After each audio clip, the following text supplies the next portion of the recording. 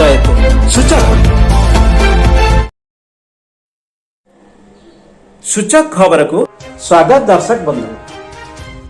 परलोक पद्मश्री नंद किशोर पृष्टि पद्मश्री पुरस्कार रे सम्मानित नंद किशोर पृष्टि नंद सारंगर परलोक घटी 104 वर्ष बयस भुवनेश्वर सम हॉस्पिटल रे तांकर देहांत होईची।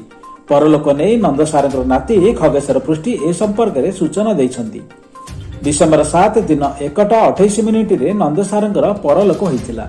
ए संपर्क में सम हॉस्पिटल कर्तृपक्ष सूचना देइछंती। तेबे नंद सारंगर कोरोना महामारी रे आक्रांत थिले बोली जणा पड़िछि। चाटशाली रे पिलांकु पाठ पढ़ाई नंद सार बेस चर्चित होइतिले।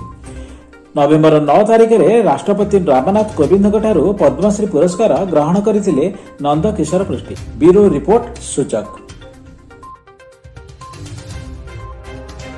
सूचक खबर को एठी रखिबा। सर्वे भवन्तु सुखिनः।